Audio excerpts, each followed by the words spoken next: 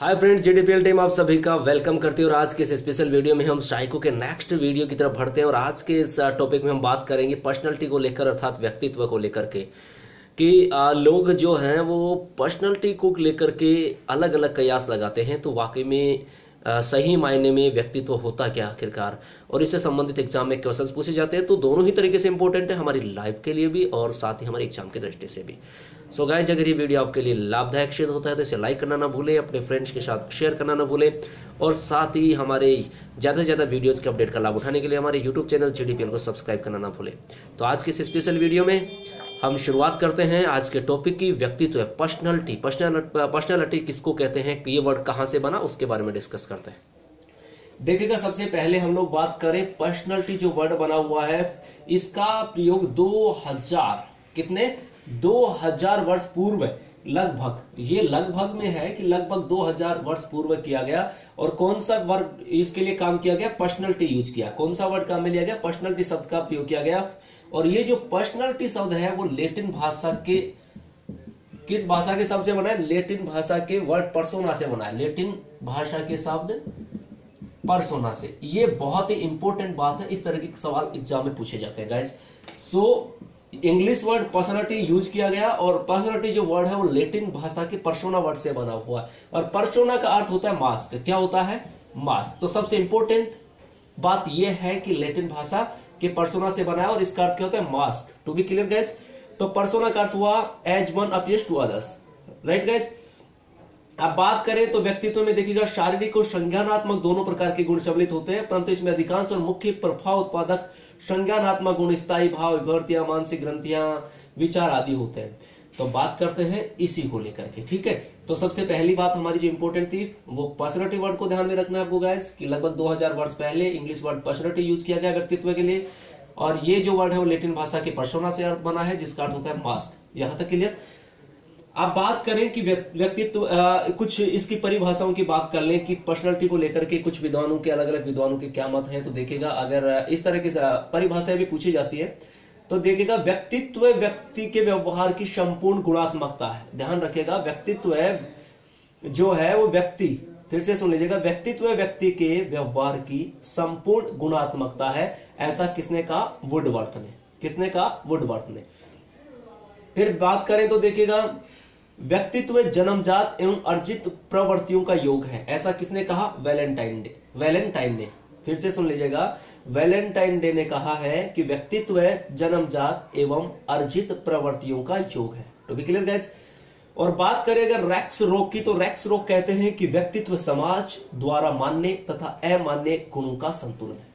फिर से सुन लीजिएगा, रैक्स रोग के अनुसार व्यक्तित्व समाज द्वारा मान्य तथा अमान्य गुणों का संतुलन है। तो भी क्लियर गाइस। अब बात करते हैं व्यक्तित्व संरचना को लेकर। तो व्यक्तित्व संरचना में देखिएगा, शेल्डन के अनुसार जो शारीरिक बनावट होती है वो गोलाकार होती है, आयताकार और लंबाकार होती है। जबकि बात करें मनोवैज्ञानिक आधार पर, युंग का जो वर्गीकरण की बात करें जो बहुत इंपॉर्टेंट है, लमसम क्वेश्चंस एग्जाम में पूछा जाता है, तो अंतर्मुखी, बहिर्मुखी और उभयमुखी के रूप में उन्होंने बताया है। तो भी क्लियर गाइस, कौन कौन से बताए हैं, युंग के अनुसार अंतर्मुखी, बहिर्मुखी, उभयमुखी। तो भी क्लियर।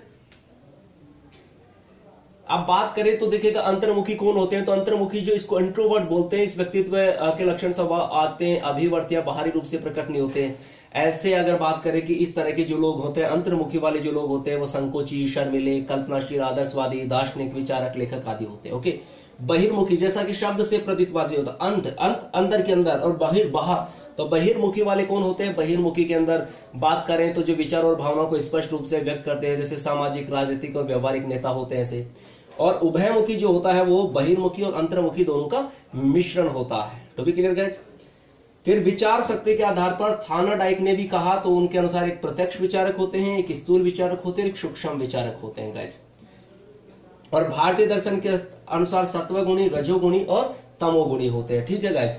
अगर सत्वगुणी की बात करें तो सत्वम लघु प्रकाशिकम, अर्थात सत्वगुणी व्यक्ति का व्यक्तित्व प्रकाशमान, नैतिक मूल्य से युक्त, उच्च आदर्श युक्त एवं सद्गुणी होता है। रजोगुणी चंचलम च रजय, यानी कि चंचल होता है, इनमें कुछ अवगुण भी होते हैं। और तमोगुणी जो होता है वो होता है वर्णम एवं तमय, अर्थ वर्णम एवं तमय, व्यक्तित्व वाला, काम भाव से युक्त, आलस से युक्त, क्रोध युक्त, ऐसा होता है, उसको तमोगुणी कहते हैं। To be clear guys.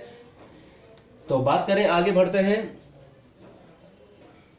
देखिए अगर बात करें तो हिपोक्रेट्स के अनुसार स्वभाव के आधार पर उन्होंने वर्गीकरण किया है। लाइक हम लोग इसको ले सकते हैं, जैसे एक तो कफ प्रवृत्ति वाले लिए उन्होंने, और दूसरे जो उन्होंने लिए हैं वो लिए हैं काले पित्त वाले।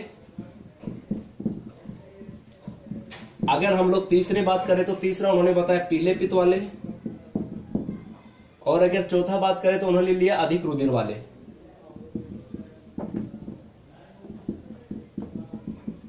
उन्होंने बताया कि जो कफ प्रवृत्ति वाले लोग होते हैं उनमें रुधिर की मात्रा अधिक, क्रमट, अशिष्णु, शीघ्रगामी और आशावादी होते हैं। अगर काले पित्त वाले की बात करें तो काले पित्त वाले संवेगात्मक और शारीरिक रूप से कमजोर होते हैं। पीले पित्त वाले की बात करें तो इनमें संवेगात्मक रूप से सशक्त परंतु शारीरिक रूप से कमजोर होते हैं। और बात करें अधिक रुधिर वाले तो इनमें शारीरिक रूप से सबलता, संवेगात्मक रूप से स्थिर पाए जाते हैं। ठीक है। और अगर क्रेशमर के वर्गीकरण की बात करें, किसकी क्रेशमर का वर्गीकरण है उन्होंने शारीरिक बनावट को लेकर के किया। किसको लेकर किया? बनावट को लेकर। उनके अनुसार स्थूलकाय मिलनसार, छोटा कद, बलवान, संतुलित, माफी चाहता हूं, मिलनसार, छोटा कद, मोटा शरीर, सामाजिक विनोद प्रिय, बहिर्मुखी और लोकप्रिय। ये कौन होते हैं? ये होते हैं स्थूलकाय। पुष्टकाय खिलाड़ी प्रवृत्ति वाले होते हैं, ये बलवान होते हैं, संतुलित होते हैं। कृशकाय होते हैं वो शरीर निर्बल शरीर, लंबे दुबले पतले, शर्मीले, एकांतवादी, निराशावादी। और मिश्रित काय, ये तीनों का मिश्रण होता है। To be clear guys. तो ये तो था, हमने संरचना को लेकर के बातें की थी कि किस तरीके से व्यक्तित्व की संरचना होती है। अब आगे इनके सिद्धांतों के बारे में डिस्कस करते हैं गाइस। अगर व्यक्तित्व के सिद्धांत की बात करें तो सबसे पहले जो इंपॉर्टेंट है वो मनोविश्लेषणवादी सिद्धांत है। ठीक है, मनोविश्लेषणवादी सिद्धांत है वो जो फ्राइड ने दिया था। किसने? सिगमंड फ्राइड ने। और ये कहां के विद्वान थे? ऑस्ट्रिया के प्रसिद्ध मनोवैज्ञानिक थे। और इनके अनुसार इन्होंने, फ्राइड ने चेतना को 3 स्तरों पे बांटा। कौन कौन सा? एक चेतन, 3 स्तर पे बांट दिया, चेतन, उसके अलावा अर्धचेतन, और तीसरा जो इन्होंने बांटा वो बांटा अचेतन। तो चेतन की बात करें तो जैसे सिगमंड फ्राइड के अनुसार चेतन मन का वह भाग होता है जिसका संबंध वर्तमान से। किससे होता है? संबंध वर्तमान से होता है। Right guys. और बात करें इसके भाग में इच्छाएं, विचार, अनुभव होते हैं जिनके बारे में व्यक्ति अवगत होता है। जबकि अर्धचेतन की बात करें तो मध्य भाग यानी कि चेतन एवं अचेतन का जो बीच का भाग हो गया, कौन सा हो गया? अर्धचेतन हो गया।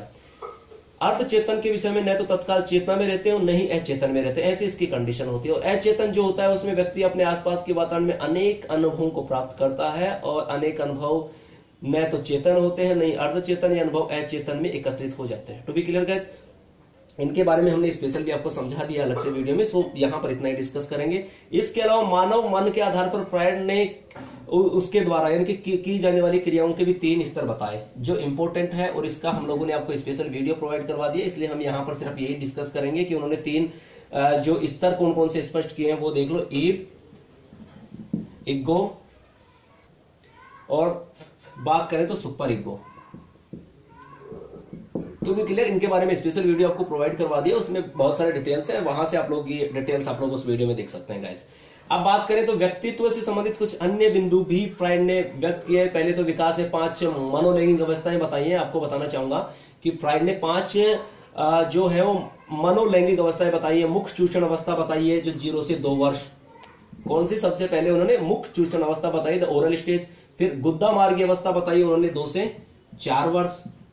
उसके बाद में लिंग अवस्था बताई है उन्होंने 4 से 6 वर्ष। उसके बाद में सुप्त अवस्था 7 से 13 वर्ष। और फिर जनन अवस्था बताई है 14 से किशोर अवस्था के विकास तक। तो ये उन्होंने 5 जो है वो मनोलैंगिक अवस्थाएं बताई है। फिर फ्राइड ने व्यक्तित्व संबंधित कुछ अन्य बिंदु प्रयुक्त किए हैं जिनके बारे में मैं आपको बताना चाहूंगा। बहुत कुछ है इंपॉर्टेंट बिंदु जो उन्होंने बताए, उनके बारे में बता दूं जो प्रयुक्त किए गए उनके द्वारा। एक तो मूल प्रवृत्ति का किया गया उन्होंने। तो मूल प्रवृत्ति क्या होती है? देखो, मूल प्रवृत्ति में फ्राइड ने मूल प्रवृत्ति हेतु जर्मन शब्द ट्राइब का प्रयोग किया। जर्मन शब्द का बहुत इंपॉर्टेंट है, याद रखिएगा। कौन से शब्द का यूज किया? जर्मन शब्द का यूज किया। और जर्मन शब्द कौन सा? ट्राइब। बहुत इंपॉर्टेंट, याद रखना है आपको। To be clear. तो देखिएगा और उन्होंने है जो मुख्य रूप से मूल प्रवृत्तियों की बात करें तो 2 मूल प्रवृत्तियां बताई। एक जीवन की मूल प्रवृत्ति, कौन सी? जीवन मूल प्रवृत्ति। और दूसरी बात करें तो मृत्यु मूल प्रवृत्ति। कौन सी बताई? मृत्यु मूल प्रवृत्ति गाइस। टू बी क्लियर, दोनों इंपॉर्टेंट है। पहली बात तो ये करना है कि व्यक्तित्व संबंधी कुछ बिंदु प्रयुक्त किए, या यूं कहें कि कुछ इनके अलावा अन्य बिंदु प्रयुक्त किए। तो वो थे और उनके लिए जर्मन शब्द का प्रयोग किया। और जर्मन शब्द कौन सा है? ट्राइब, यानी कि मूल प्रवृत्ति के लिए जर्मन शब्द ट्राइब का यूज किया। दो प्रकार के बताए, जीवन मूल प्रवृत्ति और मृत्यु मूल प्रवृत्ति। ठीक है, अब बात करें एक अगले पॉइंट के बारे में, तो देखिएगा जीवन मूल प्रवृत्ति होती है, इसका मानसिक ऊर्जा से संबंध होता है। किससे होता है? मानसिक ऊर्जा से। और मृत्यु मूल प्रवृत्ति की बात करें, पहले इसके बारे में करते हो, जिसके कारण व्यक्ति रचनात्मक कार्य करता है। कैसे रचनात्मक कार्य करता है? और मृत्यु मूल प्रवृत्ति, इसका संबंध विनाश से होता है। किससे होता है? विनाश। जैसा मृत्यु शब्द दिखाई दे रहा है, तो मृत्यु किसको इंडिकेट है? विनाश का है, जिसके कारण व्यक्ति घृणा, बर्बादी और अन्य तरीके के काम करता है। ठीक है, और मूल प्रवृत्ति को क्या कहा जाता है? थैनाटोस, यानी कि मृत्यु मूल प्रवृत्ति को थैनाटोस कहा जाता है। क्या कहा जाता है? थैनाटोस कहा जाता है। ठीक है गाइस, अब बात करें आगे, तो इसी में आगे बढ़ते हैं हम लोग। अब इसके अलावा हम लोग बात करें लिबिडो वर्ड, बहुत इंपॉर्टेंट है एग्जाम की दृष्टि से। लिबिडो, कि लिबिडो आखिरकार क्या है? तो लिबिडो के बारे में बात करें, फ्राइड काम शक्ति के लिए। किसके लिए? काम जो शक्ति होती है। ठीक है, तो काम शक्ति को लिबिडो कहते हैं। लिबिडो को मानसिक ऊर्जा का राग कहा गया है। किसका? मानसिक ऊर्जा का राग कहा गया है। तो भी क्लियर, बहुत इंपॉर्टेंट है। इसके अलावा नार्सिसिज्म क्या होता है, ये भी बहुत इंपॉर्टेंट है, इसे भी याद रखना है आपको। यह है नार्सिसिज्म, यानी कि बालक अपने ही रूप पर मोहित होता है। किस पर? अपने ही रूप पर मोहित होता है। अपने ही रूप पर मोहित होता है कौन? बालक। उसे क्या कहते हैं? नार्सिसिज्म कहते हैं। बहुत इंपॉर्टेंट है, यानी कि अपने आप में जो समोह होता है। आपने भी देखा होगा, जब आप आईने के सामने खड़े होते हैं तो ऑटोमेटिकली आप अपने आप को देखने की ज्यादा कोशिश करते हैं, अपने रूप में मोहित होने की कोशिश करते हैं। तो कहने का मतलब बालक अपने ही रूप में जब मोहित होता है, इसे किसके नाम से जाना गया? नार्सिसिज्म के नाम से जाना गया। लिबिडो काम के लिए उन्होंने ये वर्ड काम में लिया है, और इसे मानसिक ऊर्जा का राग कहा गया है। टू बी क्लियर गाइस, तो आज के वीडियो में हम लोगों ने कुछ स्पेशल पर्सनालिटी से रिलेटेड कुछ वर्ड्स तय किए हैं जो एग्जाम की दृष्टि से इंपॉर्टेंट है। जो कुछ रह गया है उसके बारे में हम अगले वीडियो में डिस्कस करने वाले हैं। आई होप वीडियो आपके लिए मददगार साबित होगा, और इसी तरह से जुड़े रहिएगा। अपने बहुमूल्य फीडबैक देना ना भूलें, और नेक्स्ट वीडियो में फिर मुलाकात होगी। Thank you for watching this video.